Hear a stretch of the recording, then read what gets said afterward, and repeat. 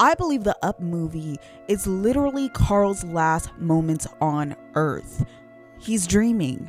This whole movie is a dream, but it's a meaningful dream to see if he will change his ways before he passes on. And no one can tell me otherwise, because there are so many crazy things that just don't make sense, and they are only things that can be in a dream. And there are so many symbols that are symbolic to him passing on. But before we get into it, welcome to the You Thought Plot, where I share my crazy theories about movies and shows that you know and love. Let's get into it. And I hope you read the disclaimer. But honestly, I think it's going to be hard for you not to agree with me on this one. Let's start off with the symbols. Number 1, the retirement home. But before we do that, we have to talk about his last moments. Carl is still alive in the beginning of this movie. But for the duration of the whole movie, the meat of the movie, he is transitioning. Let's just get that out of the way. So, at the beginning of the movie, when there's construction going on, all that stuff, and he hits somebody upside the head with his cane and has to go to court. Yeah, those were his last moments before going to the retirement home. And as we saw, notice I said he did go to the retirement home. In the movie, he does not go to the retirement home. You know why? Because in the movie, he's already at the retirement home. Think about this. Why would the court allow him to go home after he was already supposed to go to the retirement home? Don't you think that they would just get his stuff and take him over to the retirement home? But no, the lady, she drops him off. She says, "Oh, I don't think you don't seem like a public menace to me, but he obviously needs to go somewhere where he can be cared for, because this is not the place for him." So why wouldn't they have just taken him on the night of to the retirement home? It's obvious that he does not need to be left alone. Another symbol, Russell. He symbolizes 2 things: Carl's childhood and the child that Carl and Ellie could not have. Russell is sort of like he was when he was a child. He's an explorer. He loves the outdoors. He loves adventures. And on the other hand, Carl begins to treat Russell like his own son. After hearing Russell's life story, he begins to embody the characteristics of a father to him. This can be seen at the end when he's there for Russell, when Russell gets his patch for helping the elderly, when his dad was really the person who's supposed to be there for him, and he took him out for ice cream after, just like his father did. Another major symbol that we come across is the house, the floating house with all the balloons, the balloon buzz. That house symbolizes everything that Carl will not let go of, his past as well as his lover. And we know this because whenever he looks at the house, he refers to it as Ellie, or he talks to Ellie as if she's there but she's not, and he's talking to the house. Now that we got the majority of the important symbols out of the way, let's take a look at the things that just don't make sense. Starting with Carl's obsession with Munns. I think his name is Charles Munns. That wilderness explorer who was super famous back when Carl was a child. Now, at the beginning of the movie, we kind of see that Carl is about 7, 8, or 9 years old, and Munns is about 25, 30, somewhere around there.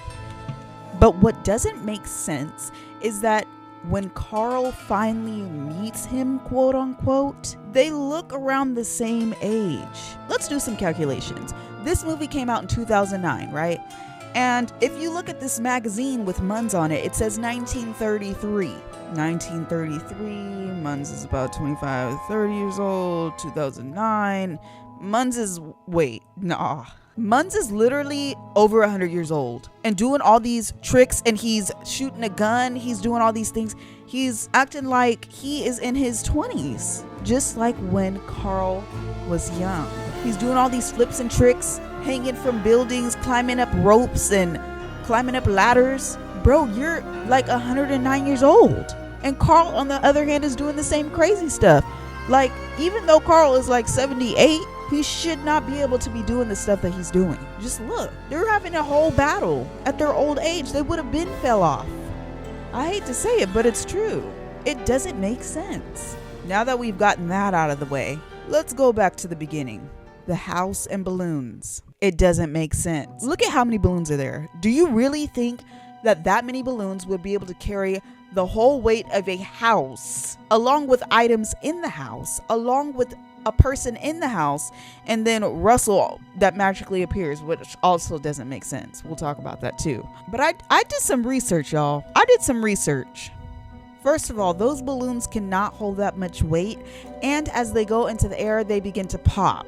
When did they ever pop without Carl either letting them go or popping them, or them getting popped by someone like the bird?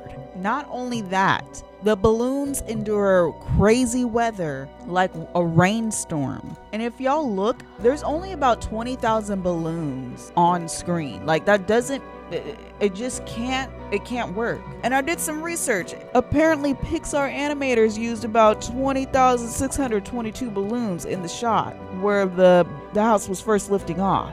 There's no way that could happen in real life. If you want to get technical, a house of that size would be about 50 to 60 tons. And a standard helium balloon could only carry about 14 grams, which is about 0.03 pounds. So that doesn't make sense. And although they did try to make it seem as if the balloons were wearing down eventually, but they had already made it to Paradise Falls. The balloons would have worn out way quicker than that. Not to mention them not having a GPS to get there. How did they arrive?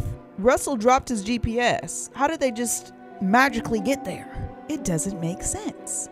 Speaking of Russell, what also doesn't make sense is how Russell just appeared out of thin air on the porch. Oh, he was underneath the house, like he said, trying to find the snipe.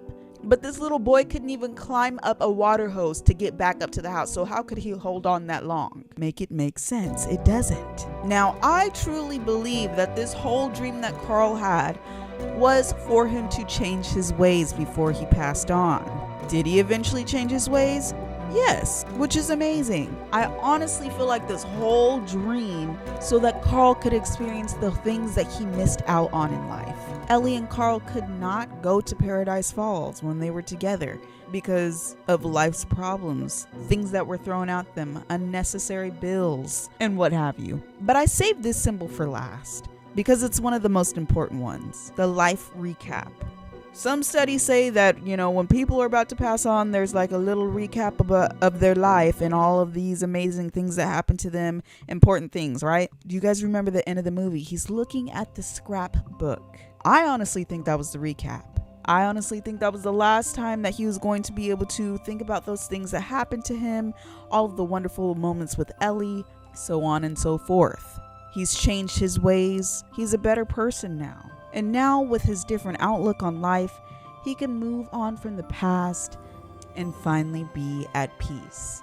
I know, it's kind of sad and like heartfelt, but it honestly could be true because science does say that when people are older and they lose a spouse, most times they follow very soon after. So this may have been the same for Carl.